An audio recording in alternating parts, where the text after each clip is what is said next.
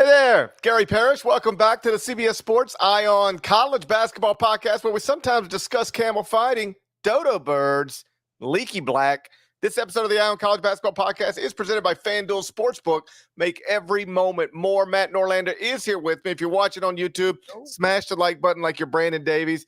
You have consent. And don't forget to also go ahead and subscribe to the CBS Sports College Basketball YouTube channel while you're here. All right, let's get into it. As of this morning, November 17th, 2023. Yeah, there you go. It's still 2023. There are exactly 9 schools, Deadleg, that are already 4-0. They are Houston, Baylor, Virginia, Nebraska, Wichita State, St. Louis, McNeese State, Delaware, and Presbyterian. Here's my question for you.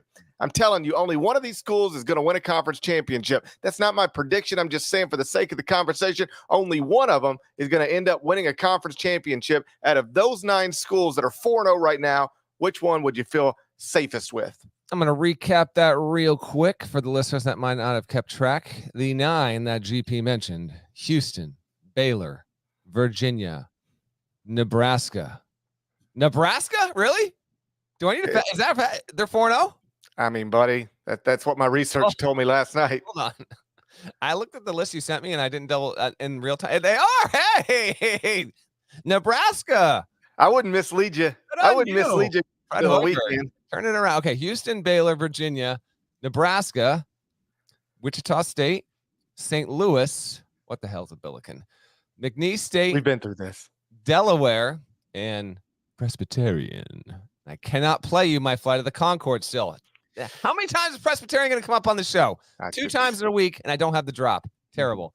You're telling me under this very creative segment and trope we're using here, you're telling me you can see the future and only one of these schools is going to win a regular season conference title, and I got to pick it for you? That's exactly right. That's exactly what I'm telling you.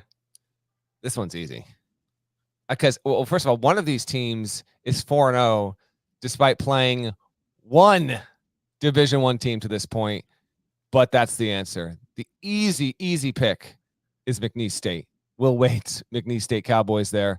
The favorite to win that league in, preseason projections from humans, and then, metrics easily suggest that McNeese State will win the Southland. So this is an easy one, at least for me. Maybe GP will disagree, but McNeese State is my most confident answer by far. I would be genuinely surprised if McNeese State doesn't win the Southland. But if we're going to go outside of that, I would lean Virginia, which I will remind viewers and listeners, I had Virginia preseason top 15. They have looked pretty good overall right now. Ryan Dunn had a ridiculous dunk on Thursday. If you have not seen the Ryan Dunn dunk, go ahead and look for it. And then I would lean a close third.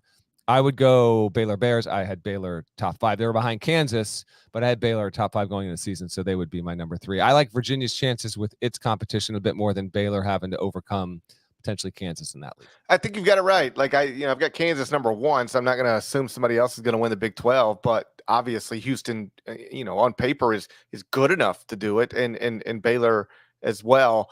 I've got Duke winning the ACC, but Virginia is in my top 25 and 1 now, and there's nothing crazy about thinking Tony Bennett could win another ACC title. So, yeah, those schools would be under consideration, but you got the right one. McNeese State, 4-0, got a win over VCU, up to number 138 at KenPom.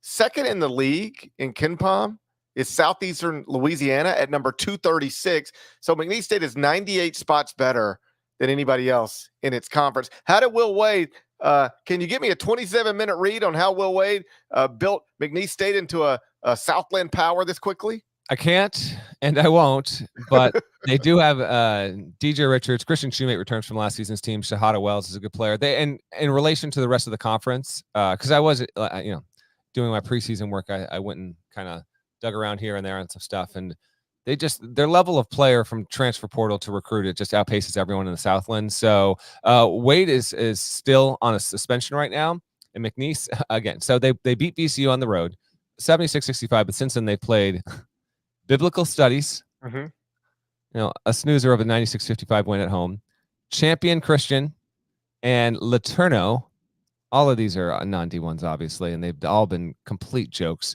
They play on the road at Western Carolina on Saturday. Western Carolina is actually a halfway decent SoCon team this season, coached by Justin Gray. I don't think McNeese State's going to win. So we're talking about them being the most likely regular season conference champion of the group. They're projected to lose, and I think that it will lose. But yeah, that is Will Wade. We could well look up 4 months from now, and Will Wade is back in the NCAA tournament coaching the Cowboys.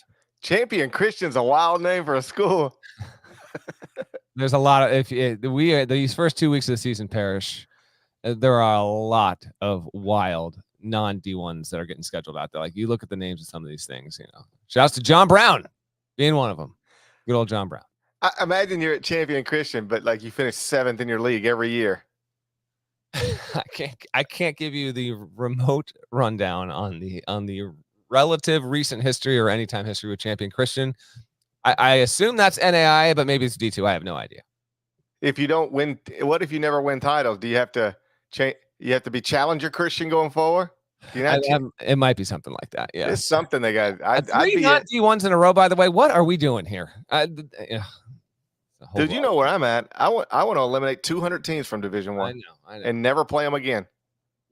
I've had enough. You do that, they might schedule 6 non-D1s. I don't know. It's a tricky proposition, but McNeese State 4-0 nonetheless. But as far as the committee's concerned, 1-0. Still got one more. It's playing something called MUW on December 15th. I don't know what that is. Oh, I do. That is Milwaukee University, Wisconsin. No, I think that's just Milwaukee. But yeah. Okay, what I meant was this is Maryland University, Wisconsin. Okay, there we go. It's Maryland. It's Memphis University, Wisconsin. MUW. It just morphs by the day. That's right. Okay. Right. It could be. Hey, that's the great thing about MUW. It could be whatever you want. Mm-hmm. That's why people go there. Oh, that's apparently why it's scheduled Tuesday, December 5th. It's a barn burner against McNeese State. MUW, you can be whatever you want, and it can be whatever you want. Hey, congrats to McNeese State. Already got a Southland power. Happened just like that. Bada bang. Georgetown coach Ed Cooley, he had some advice for young reporters earlier this week. We'll play that for you next. But first, a word from our partners. It's never too soon for college basketball. Don't miss the Green Light Sunshine Slam on CBS Sports Network. You get into these habits. I was like this close to going, this is a Gary Parrish show.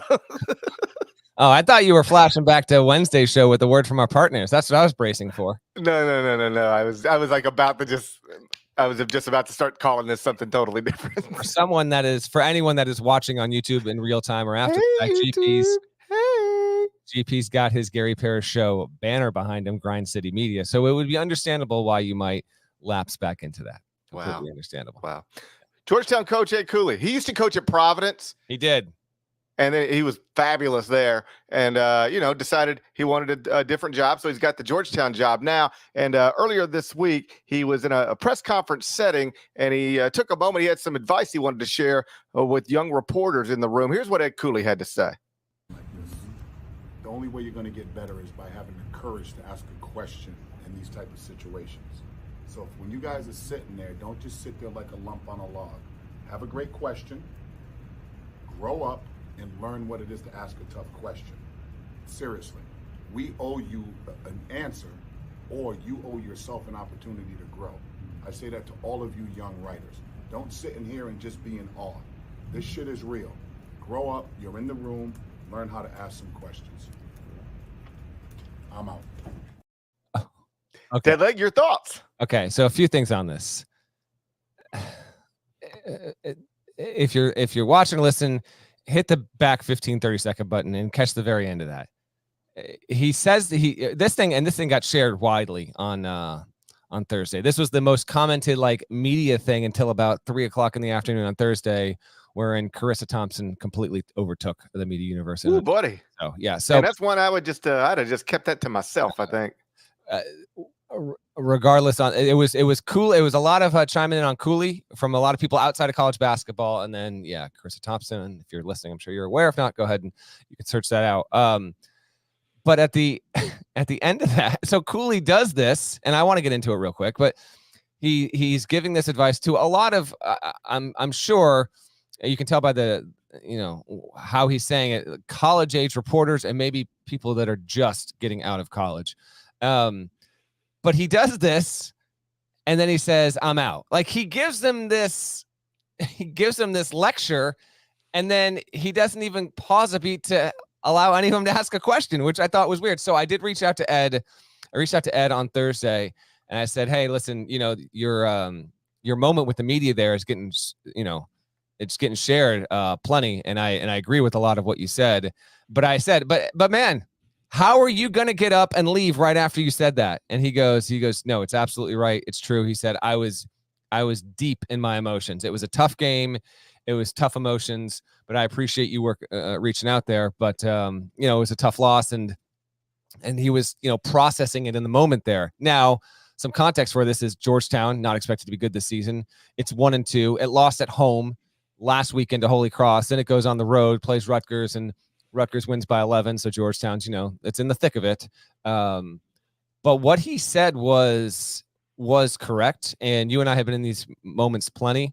I was in one just earlier this week with Patino, and I asked, do I always ask a question at a press conference? Sometimes yes, sometimes no. It just depends. But I asked one with Patino and Martelli, but with Patino in particular, and asked him about something he had told me in the preseason with his team, and brought that up, and he wound up giving a good answer. But Cooley, him saying like, we owe you our answers in this kind of moment. You don't normally get this from coaches. And as this got shared on Thursday, there was a lot of support from media people and endorsement from media people at the message Cooley was sending. And I do agree with it, except for the I'm out. I'm going to tell you this, and I'm going to step off this podium. But my goodness, there is still just a 1,000-foot lake of venom that is still out there for Ed Cooley from Providence fans and maybe some others, because there were some people clapping back at this. But I thought his message was correct.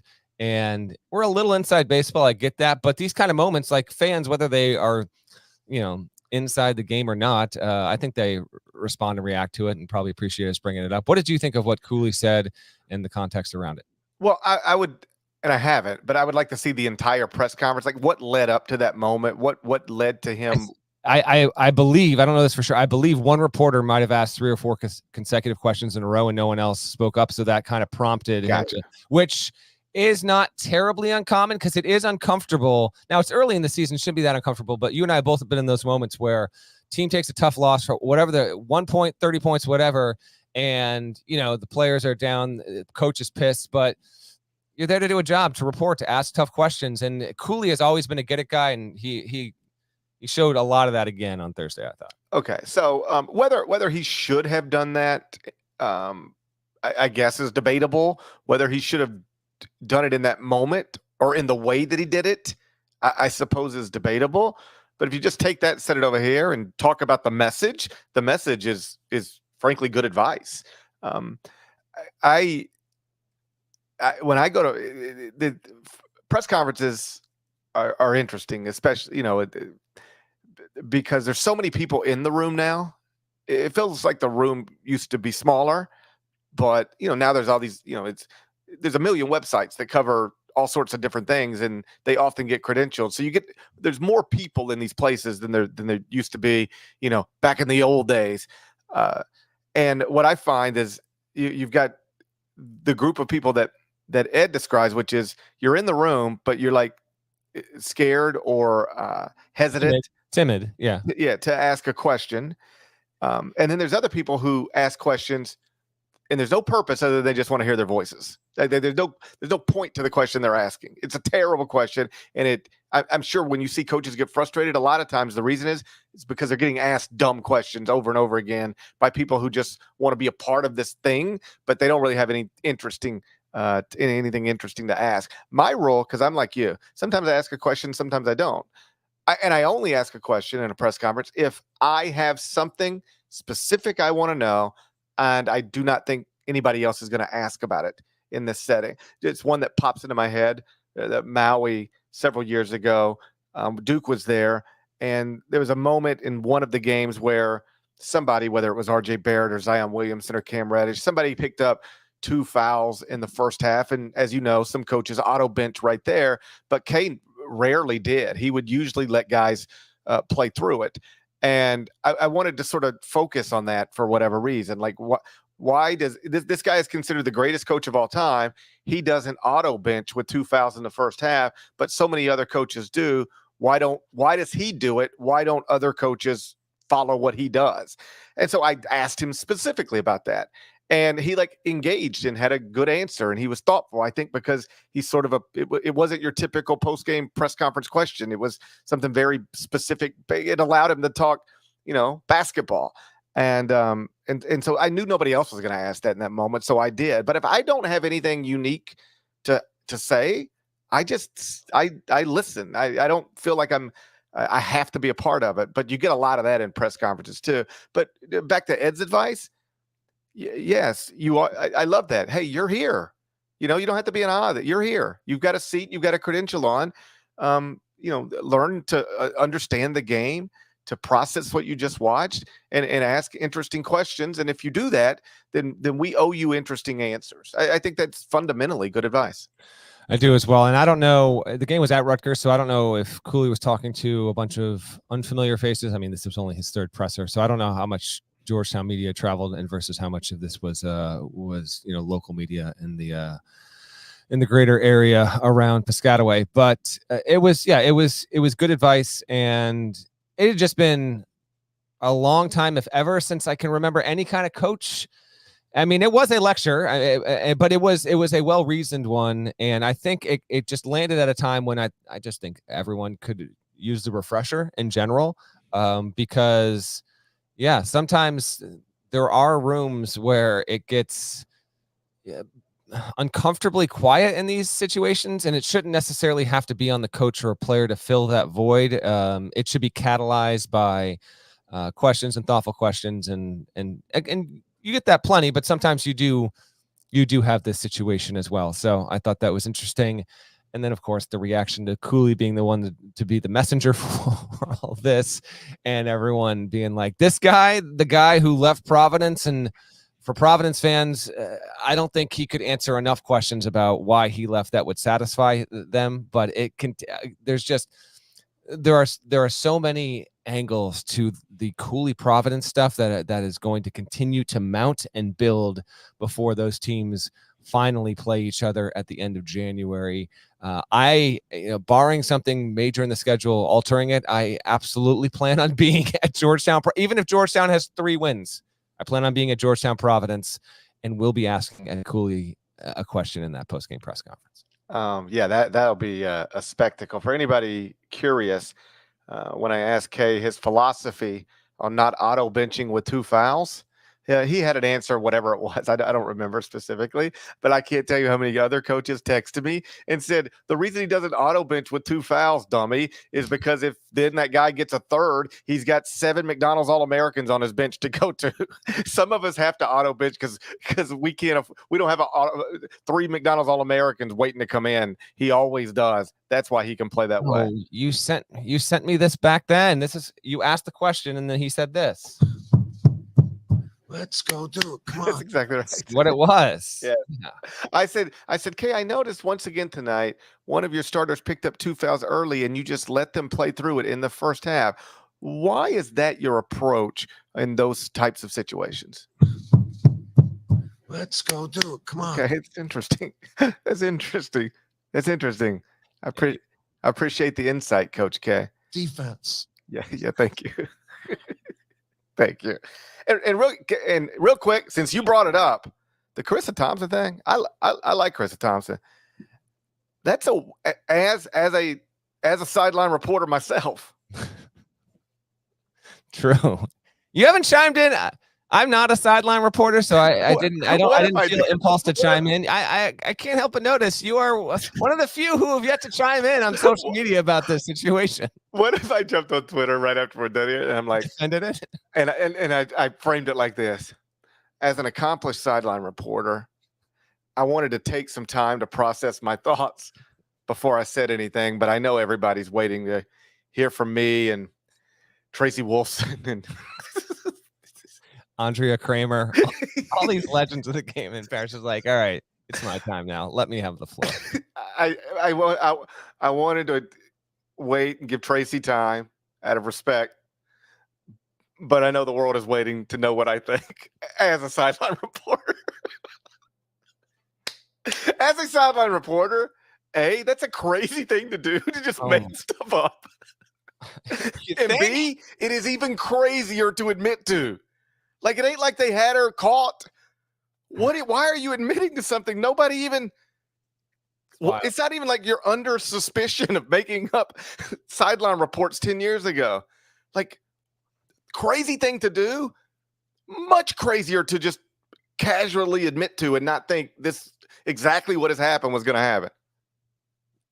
Yeah, but the actual act in and of itself is, it's the biggest ethical violation in the entire profession. So, yeah. And it's and on a serious note, like it's really disheartening for the great number of journalists who do really, really good work and sideline reporting. Like there was this weird casual sports fan backlash about just completely disregarding the job. You can make an easy argument that the sideline reporter, with the exception of Parrish, of course, the sideline reporter does as much, if not more, work and hustle than anyone else. And I would point to Tracy's work specifically, having had a chance here and there to just see it up close and personal, like being at the same tournament site, having, sat next to her, seeing her do her work and the prep that goes into it. It's an immensely difficult job, and one that, not to mention often women have. And so they're already fighting an uphill battle when it comes to this from a perception standpoint, which is BS. But regardless, it just, Thursday thing, it set that aspect of the profession back, which was already, unfairly maligned or dismissed by way too big of a portion of the sports audience. Obviously, a lot of those being male to begin with. So that sucks. There's a lot of really, really great journalists who've been doing a lot of great work for a long time and will continue to do so. Me and Tracy Wolfson and Allie LaForce were going to release a joint statement as legends of the sideline. And then we decided to just sort of take a beat and, speak for ourselves. But there was a moment on Thursday where it looked like we might be as well-known, long-time sideline reporters. There was a moment where we were going to release a joint statement. Yeah. We just couldn't get the letterhead done. Okay. Properly. What a wild thing to say. Unbelievable. It is kind of unbelievable. It's kind of unbelievable. Hey, you ready for the final 4-1? I am ready. Oh, but I think we need to get to something first. Well, don't we? Don't we have a second break? Wasn't the second break in the dock? Well, Jesus, Deadleg, I was headed there. Well, listen, I thought we were doing this a week ago, and then you got thrown all askew. I mean, I was headed there. I was on my way. You just jumped in front of me. You just jumped in front of me like you tried to draw a charge. I don't even know if we're getting a word from our partners right now. It's like you tried to draw a charge. I was headed that way. Let me go around you. A word from our partners. Give me one. We need your sports news anywhere. We've got breaking news to bring you. Then get your sports anytime you want them. Big trade news overnight to discuss. Because we know you need sports all the time. A lot of movement in the rankings this week. A legend adds to their legacy. We're bringing you that breaking news right here on HQ. CBS Sports HQ, anywhere, anytime, all the time. Final 4-1. This is week 2 of it. And, buddy, once again, I'm off to a great start. Why don't you update us on the records, Deadleg? You're at 2-3. I'm at 4-1. Norlander rises again. That's right, baby. 4-1. I'm already losing. I'm not going to get chesty. You're aware of this. We went over this on the Sunday show. I know, but I try to block that out. It's a loaded Hoops Friday, by the way. We got a lot of stuff to get to here. GP's got an interesting assortment of games, and then after we pick the 4, I'll give you a tour through, and then we'll get to the end one. You know how it goes. Oh, I hear Nada playing the music. I don't understand why I never get off to a good start. You would think just every once in a while I'd get off to a good start. Or that I would finish strong. Either one of them. I'd take either one. I never get off to a good start. I never finish strong. All the things people say you're supposed to do, I never do. Including floss. Game 1. Come on, man. You got to get on the floss game. Game 1. Friday. 3:30 Eastern. It's Georgia against number 12 Miami inside the Buddy Hield Convention Center. It's the first semifinal in the Baja Mar Hoops Bahamas Championship. Buddy Hield. He's the only best. He's Bahamian. I get it. I love it. You got a better one? Then better Bahamian than Buddy Hield? Never. Never. No, he's the top of the pyramid. He's the GOAT. That's right. He's the GOAT. What's the national animal of the Bahamas? Go ahead. GOAT. I'm looking. You can watch it on CBS Sports Network. I'll be in studio. He's the flamingo. The flamingo is the official national animal of the Bahamas. Buddy Hield, what? flamingo. You know what? I didn't know that, but when you tell me that, it makes sense. It does make sense. You ever hear something and you go, man, I didn't know that, but now that you told me that, it makes perfect sense. That's I just experienced that with you. The flamingo. What's that line? Miami -6.5. And as a reminder, where can folks watch this? CBS Sports Network. I'll be in studio. He will be in studio. Parrish is there. I'm liking Mike White's team right now. Got a good win earlier this week, but Pick him no, I can't do this. Miami. Although the line is, what was the before we got the FanDuel line? KenPom number was lower. I told you. Yeah. KenPom's off on Miami. That's what I've been trying to tell you. KenPom's a seller on Miami. That's what I've been trying to tell you. That it's off on Miami. The Friday Final Four and 1 is now sponsored by FanDuel, and so we are taking the lines when they are available to us, and so we have a 3.5 point discrepancy here. Miami is 3-0. Wooga Poplar, buddy, shooting 70% from 3-point range this season, 14 of 20 from the field.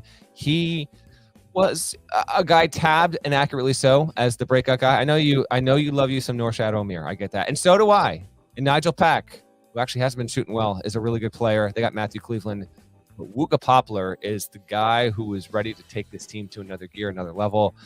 I'm not going to say he's going to be at 70% or better by the end of this game, but I think he's going to have another really good standout game, and I'm going to take the Hurricanes to cover 6.5.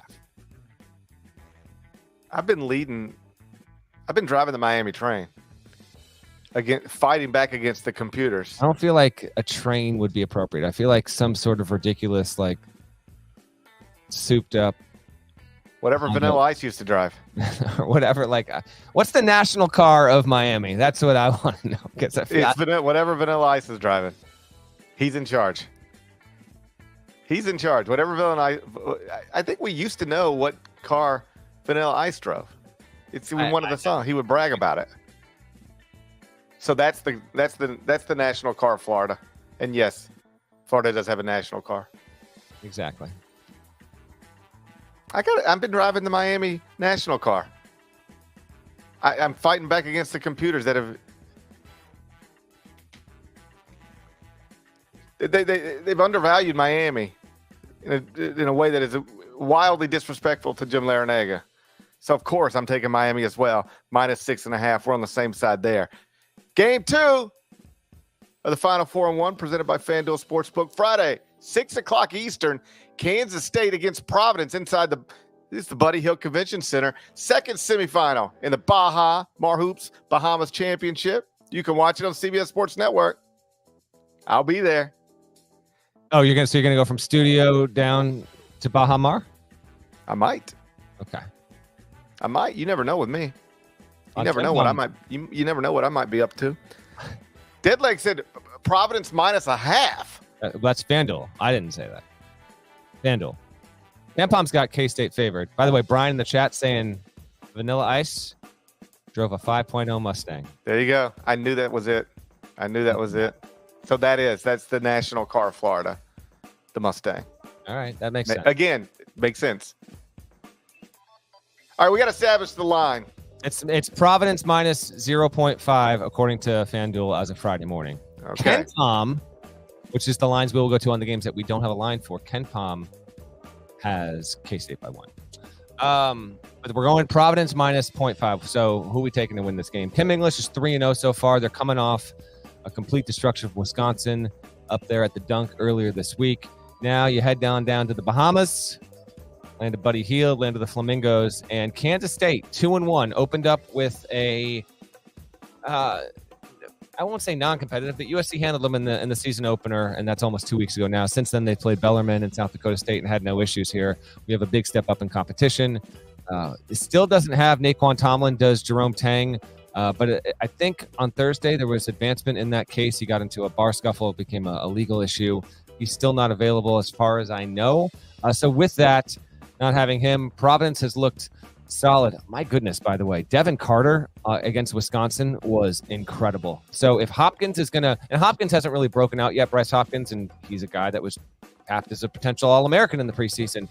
Hopkins steps up. Carter continues to play well. I figured this would be the case. Josh Aduro has been a quick transition, quick study for English. He played with him at Mason, and now he's doing well. Overall, I'm going to take Providence to win this game. But to me, GP, of the 5 that we have on the board, this one's the toughest to pick and is the one I'm most intrigued by. Yeah, it's a total coin flip. That's supported by the point spread. Providence has that double-digit win over Wisconsin. We will find out, in the coming weeks, whether that says more about Providence or Wisconsin. We might just find out that Wisconsin's bad. Or that we could look up and go, man, Wisconsin is not that bad, and Providence handled them no problem. But the Friars are up to 46 at KenPom now. Like you said, Kansas State, a couple of whatever wins that lost to USC. If I were extending the top 25-1 right now, I would get to Providence before I would get to Kansas State. So based on nothing more than that, I'll also take Providence. All right. Game 3, Final 4-1, presented by FanDuel Sportsbook. Saturday, noon Eastern. Mississippi State, Washington State, inside Mike Leach Arena. It's the Mike Leach Bowl in basketball at Mohegan Sun. You can watch it on ESPN Plus. KenPom has it Mississippi State -8. I'm going to remind you, although I put you under no such mandate, this is game 3. So you're going to have to go opposite me if you're going to stick to your guns. Okay. Yeah, that strategy worked so well last season. It did. You're welcome to change it up. I'm going to offer no resistance whatsoever. I'm putting it out there. Washington State 2-0 with big-time victories so far against Idaho and Prairie View A&M. Those schools, Prairie View A&M is 2-2. Idaho, I know you're dying to know, 1-2, ranked 357 at KenPom. So we'll see. Wazoo under Kyle Smith got hit hard by the portal. I think it can, because of the way these teams play. I think you said it's 8. 8? It's a big number. It's a tight number. That is a big number. Mississippi State opened up with a win over Arizona State, which needed a bucket in the final seconds to avoid an upset loss against UMass Lowell on Thursday night, I'll have you know. We almost had UMass Lowell again getting a victory, just barely lost. Shouts to Elvis. Mississippi State has a win over Arizona State, Tennessee Martin, North Alabama.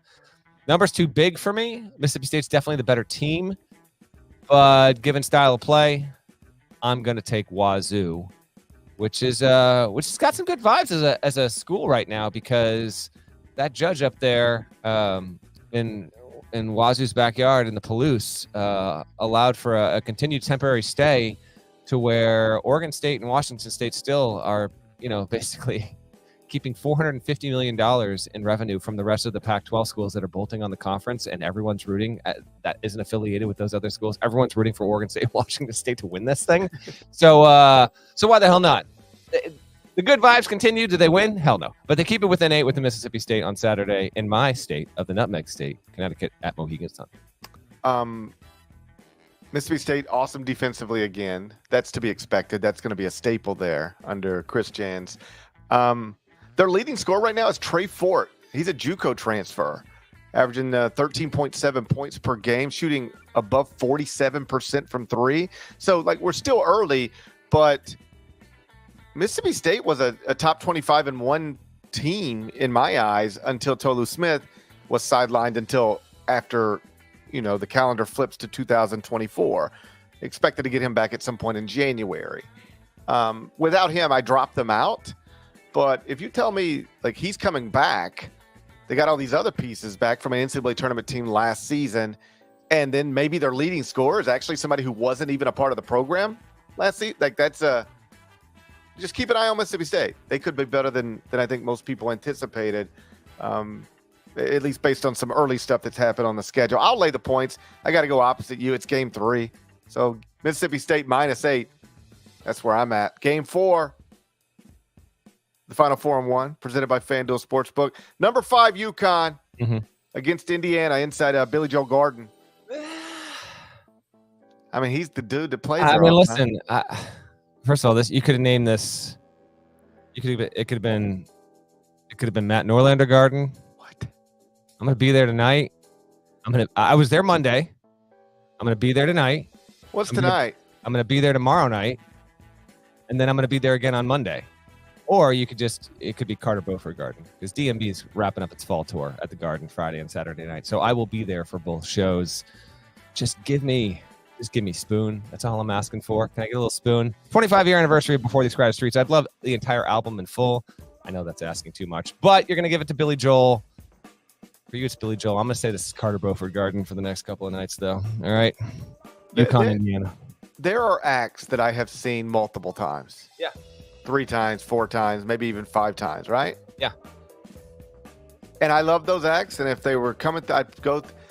I can't understand seeing somebody as many times as you and people like you see some of these people. And you know what? It's DMB is one level, and I'm not like this. Fish is another level. There are people who've seen it Fish 500 times. Different set list every time. But yeah, I know it's out there. I don't know if that makes sense for me. I'm going to enjoy the show and might, we'll see how it goes. Might do a little bit of reporting as well. I've been working on a story on the drummer for like 2 years, and so I tell you what, that's a quick aside. It's 2 drastically different things. Like when I'm writing a story for CBS for college basketball, it's like I'm writing a story, I'll get this done in a week and a half. This one's I'm writing a story, it's taken more than 2 years. Buddy, well, I can't wait to carve out 78 minutes to read it someday. I'll try and keep it under 50 for you. But I am looking forward to this. But yes, no, I will be at the Garden 4 times in like 8 or 9 days. So here we go. UConn against Indiana. We have breaking UConn news as we're doing this, by the way. Dan Hurley at a press conference moments ago here on Friday morning. And I'm going to credit Dom Amore, who does a great job and has long done a great job covering the Huskies for the Hartford Courant. Dan Hurley said that Stephon Castle, after his MRI earlier this week, is going to miss some time due to a knee injury. It does not appear to be season-ending. Castle slipped on the floor earlier this week, I believe. Let me just double-check and make sure this is right. I think UConn played at the XL. Yeah, they played Stonehill, and they played that game at the XL Center. And I'm not saying this is the exact reason, but I will say it has been a concern for a long time in that building. When there is ice underneath the court, sometimes the court might tend to get a little bit slippery. There's no telling whether or not that was why Castle tweaked his knee. But regardless, he is a high-profile projected first-round pick for the Huskies, a key figure, a key piece on that team.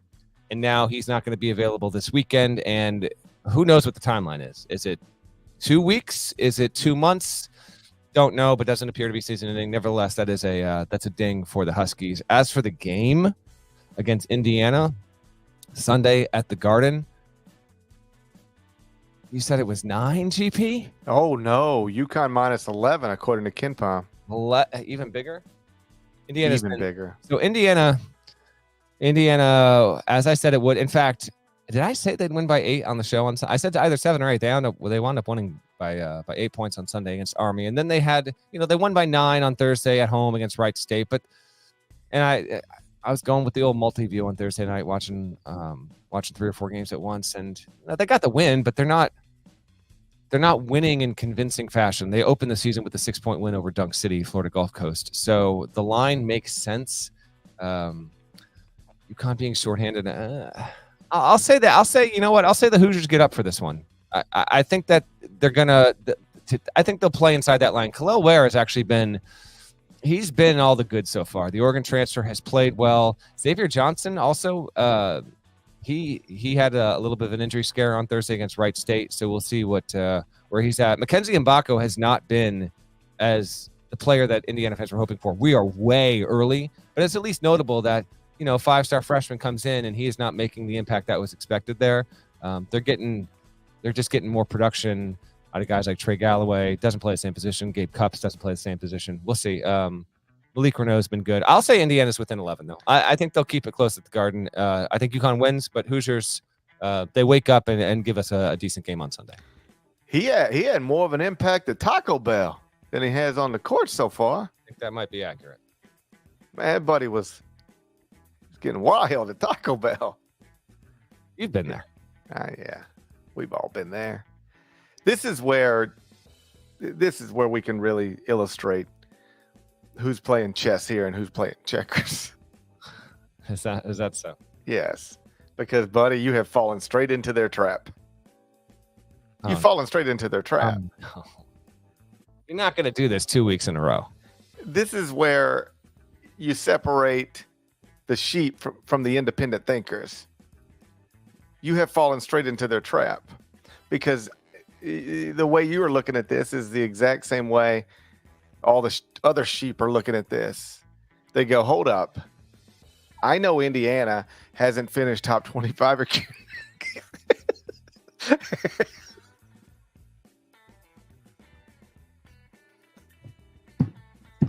I couldn't even do it. They're out there thinking right now. I know Indiana hasn't finished top 25 at KenPom since 2016. And that sounds outrageous for a blue blood program. But still, they're a blue blood program. And there's just no way a blue blood program should be catching 11 points from a team that just lost a 5-star freshman. So they're just begging everybody to take Indiana because there's no way a blue blood program could ever actually be an 11-point underdog on a neutral court to a team that just lost a 5-star freshman. So the whole world's out there like, well, hold up. You tell me I can get a blue blood program plus 11 against a team lost a 5-star freshman on a neutral. I'll do that every day. But guess who won't do that every day? Independent thinkers. Independent thinkers. I'm laying points. Give me the Huskies minus 11. I don't fall into traps. Nada, you know what to do. You already know. Let's take a tour around the rest of Friday before we get to the end one. 2 Eastern, ESPN 2, Charleston semis, Dayton versus St. John's. St. John's barely escaped North Texas on Thursday. Interesting game. Dayton got the win. Nate Santos, 19-9, hit the winner against LSU. That's a nice one. That's a good one. Winner to go to the Charleston title game. Then 4:30 Eastern, the other half of the bracket on the winner's side. Houston versus Utah. Brandon Carlson is a dude. Houston's defense looks tough as hell again. That's a good Friday afternoon. That's some great day ball, man. Just November daytime basketball is great for the soul. Love this kind of stuff. So those are the two biggest ones on Friday afternoon. 6:30 Eastern on FS1. You've got Butler at Michigan State. There was a great story by Akeem Glaspie in the Indy Star earlier this week. I tweeted it out on Thursday. Aaron Kraft is finishing up. He's in the final stretch run of his medical school life, and you have to go and do, I don't know if it's a residency, but you got to basically, I guess part of the process is when you're finishing up the final 4 to 6 weeks of your last semester, you go somewhere else outside of your home base of where you're going to medical school, and then you go and you do whatever they do there. And so for Kraft, who lives in Ohio, he decided to go to nearby Indianapolis. He's a father of 2, and he was going to live with his college teammate, John Diebler, but Diebler lives too far from the hospital where he is doing his stuff. But you know who doesn't is his coach in college, Thad Matta. And so I think this is so awesome. Aaron Kraft was, a beloved, and because of the way he played defense and took charges. Like, people love to hate on Aaron Kraft in Ohio State, whatever. And then he had like a pro career for a minute there, and then eventually, as Akeem's story details, he had a little bit of a scare with his second child, who is fine, but this was a number of years ago, and that in part kind of even catalyzed him even more to take the route to go into medical school to become a doctor. It's a really, really cool story. And I love the idea, GP, that Aaron Kraft, the start of his higher education pursuit began when he went to a cookout at Bruce Pearl's house in 2008. And then, a year and a half later, that scandal breaks and it becomes like one of the 3 biggest scandals in college athletics that year. Like that was how it all started, was Kraft going to a coach's house to eat a couple of burgers and some chips and do that on an unofficial visit. And now it is wrapping up 15 years later by he's literally going to another coach's house, his actual coach, and living with him for 4 to 6 weeks as he finishes up his medical degree. I thought that was a really I was in Knoxville that weekend. I remember this was before I started at CBS, but I remember you reporting on something with all of this. I remember that being the case. Yeah. I was there. I wasn't at the cookout. I was because it was after a football game, and I was writing a column. This is back when I would go write football columns every once in a while, but then I met up with the entire Bruce, Steve Forbes, all those guys. I met up with them that night. So the same day that Aaron Kraft was at BP's house, infamously, I was there. I was with all those guys that night. How about that, man? And it ends up being the downfall. I know it's and by the way, and we get it. There are rules and rules are rules. I get it. I'm not disregarding it, but it seems so stupid. To that story, and like the earnest outrage that was there, and like it became a big deal because Bruce Pearl lied to the NCAA about what happened, and that exacerbated it. That's why Bruce Pearl had to leave coaching. 3 years show cause, 4 years. He had to leave because he straight up lied, and then he got caught red-handed because of all that stuff. Man, oh man. This was like not that long ago where wildly successful and loved coach got fired for not telling the truth about a cookout at his house. Like that. And like what's crazy is that in the moment it seems so stupid now, but in the moment it was like, well, I mean, I guess they got to fire him. It was like it wasn't even that controversial. Like, yeah, they probably got to let him go. It's crazy. It's crazy. And everyone on that staff, just how it kind of it sent their careers careening off in different directions. Tony Jones, right, as well. Jason Shea, yeah, just wild to think about after the fact. So that was a really good story. Butler at Michigan State on Friday. Also Friday, ESPN2, Auburn versus Bonaventure in the Legends Classic title game. Bonaventure overcame Oklahoma State on Thursday night. See if they can get another big win over a power conference team. Also at 7 Eastern, the in-state battle. Florida State at Florida, Sunshine State. So there we go. 8:30 Eastern at FS1. Maryland is at Villanova. We mentioned that earlier in the week. That becomes a very urgent game for both of those programs. Maryland would have 3 losses if it drops one on the road here. Nova would only have 2, but it would be back-to-back and would cause some certain urgency there. And then approximately midnight Eastern on ESPN, Xavier at Washington in Las Vegas. That leads me to my other, my N1. 9:30 Eastern, ESPN Plus. It's the Continental Tire main event. San Diego State versus St. Mary's. I'm going to say this is on Max Verstappen court because this thing is I don't even know if you know, is the F1 race supposed to happen tonight? Is that happening tonight or is that tomorrow? Do we know? When is this going down? I don't think anybody knows. Is it even happening? Didn't one car they didn't have the road paved correctly? Last thing I saw was they had a drain problem. They've completely changed over Las Vegas. Apparently, it's a disaster there right now in terms of general visitors. Because if you're not there for the race, apparently it's just I don't know why they do this. And they signed a 10-year deal. Hotel prices are dropping. Cars that are worth what are these $20 million cars? They can't even drive on the roads. It's a disaster. I don't know if it's. I'm not.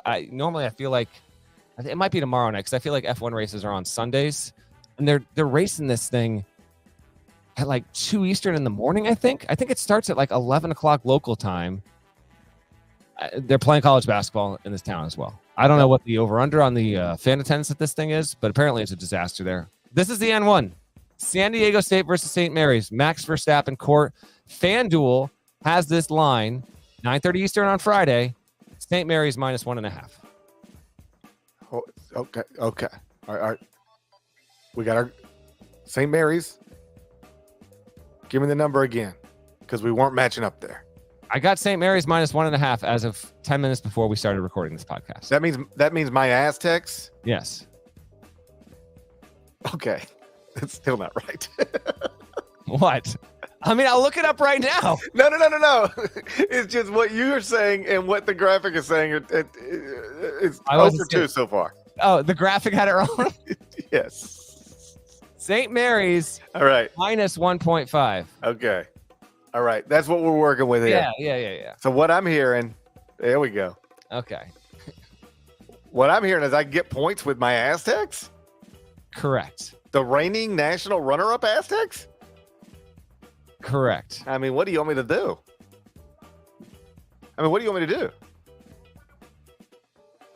You're free You to get, do anytime whatever you you get the want. Aztecs with points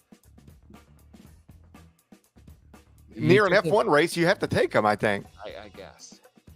I mean, I'm taking the who like you think I've reached a point in my life where I'm comfortable picking against the Aztecs? I'm not. I think you've been comfortable for a while. Nope. Right. I'm ride or die with my Aztecs. Yes, I'm taking the points. Give me SDSU plus 1.5.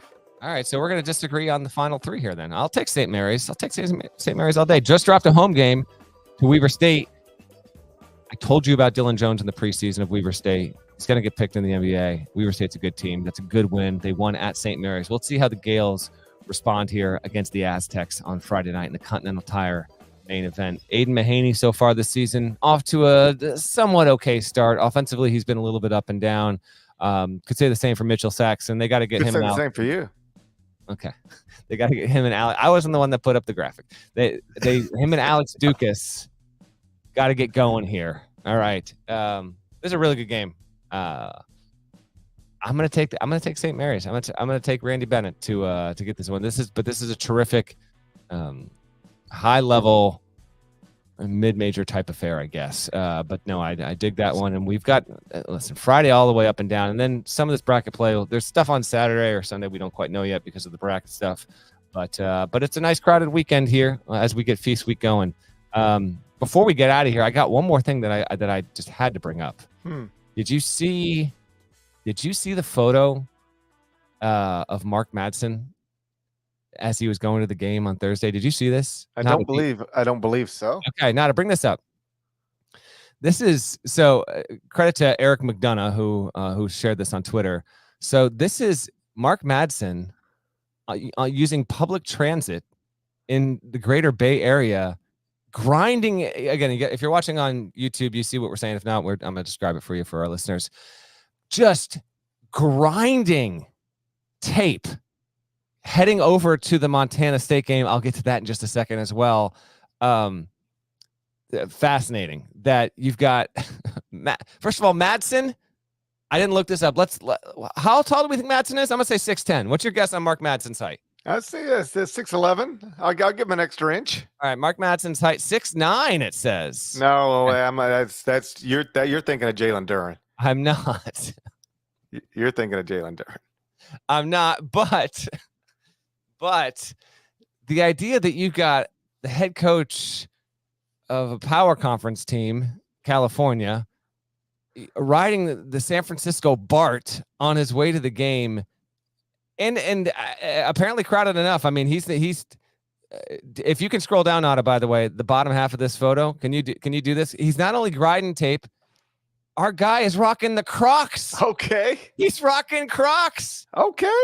And Nada doesn't have this picture ready, but this is his thing. Like, he had Crocs on the road this summer. He went to a Cal football game with his family a few weeks back, and they took a few photos and shared them. He's rocking Crocs there. Madsen. Go back down. Is he also taking a handicap seat? I don't know what's going on there. I think he might be in violation of the law. That's an able-bodied man, as far as I know. I don't listen. I think he's able-bodied. I don't know. I do genuinely. I love this. Call 911. Stop. Call 911. So apparently he does this because he can get work done and not have to worry about enduring the traffic. It's apparently it shaves a ton of time around wherever he lives or the school to get to the game, whatever it is. I was told It's just much easier for him to do this. I just love the idea. This reminds me of that time. There was an absolutely badass photo of Fran Dunphy and Temple like taking the subway from their hotel in Manhattan to play a game in Brooklyn or whatever, and it got shared. This is like 7-8 years ago, and he just looks like a mafia don with his Temple Owls going there. It was awesome. This isn't exactly quite the same. If he was sitting in a handicap spot, which I'm not going to accuse him of because I don't know the setup of the train. Well, if that was indeed the case, then karma came back with the quickness, because I am afraid to report that for all of the intense, and I'm going to assume that Madsen was just absorbing as much Montana State tape as possible. Yeah, how do we know? How do we know he's watching tape? When I look at that picture, you know what I see? I don't see this man watching tape. I see a man, looks like he's playing Wordle. Haven't done the Wordle yet today, by the way. Hey, are you in? And I got to finish the Madsen take, but since you mentioned it, you know what? I do the Wordle every day, but do you do the connections? Are you familiar with connections? I don't have the New York Times Games app. It's right next to it. So there's connections. Real ones, no. Well, what is it? Tell me what it is. See if you can sell me on it. All right, It's from the devil. No, it's tremendous. The devil in it is. So here, I'm going to bring it up on the screen here. Yeah, that looks beautiful. Okay, so you have all of these words or phrases, and you can't. Yeah, just trust. Okay, there you go. Nobody can see that. No, it's incorrect. You can see it now. There are groups of 4, and you got to figure out why these things, what they have in common.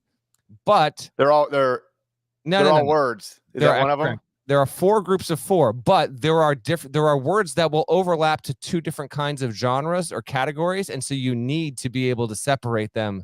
It's tremendous. It'll drive you nuts. There was one earlier this week that was straight from the devil, okay? But it's really, really good stuff. No, I don't think I've got I'm on the Connections train. I'm a Wordle loyalist, don't get me wrong. Connections is where it's at, but I'm going to read you the 16 words today. Dips, moss, cards, cheers, thanks, yanks, banks, planks. Yanks. Jays, Yanks. lunges, regards, Taylor, squats, Yanks and Taylor? Warren and Best. Hold up. Yanks and Taylor? That's in there. Yeah. What are we doing? I don't know if they're going to be in the same genre here. But I'm going to do one for you right now in real time. This one, okay, but you got to make sure they don't throw you for one. Okay, so like dips, planks, squats are 3 workouts. What would be, so then we've got moss, cards, cheers, thanks, yanks, lunges. Okay, so dips, planks, squats, and lunges. Those are all calisthenic type workouts. So I'm going to hit this one. I think this is. I'll take your word for it. Boom. Body weight exercises. So you got one of them's done. Okay, great. Congrats. That was impressive. Thank you. Good stuff. Anyway, Mark Madsen, karma came back for you heavy. Montana State won at Cal. He's able-bodied. They got upset by Montana State. Entered the game 0-1 against Division I competition this season. Matt Logie, first-year coach. Shouts to Bozeman. Got it done. I love the work ethic, Mark Madsen. That was a great little photo there. That's all I got for you. He's like, no, I do have the handicap tag. I actually do. I got one. Yeah. He's coming back for you. Shouts to Devin Downey. Shouts to Chester, South Carolina. Shouts to Terry M.F. Antigua, legend. Apologies if I spoiled the connections for someone that hadn't started, but I didn't do the rest yet. Body weight exercises. That's right. I'll take your word for it. Shouts to Larnell.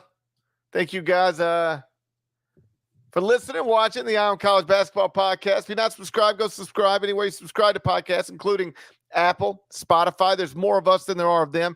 That should be reflected in the comments. We're going to talk to you again on Sunday. Oh, I can't wait for that. Till then, take care.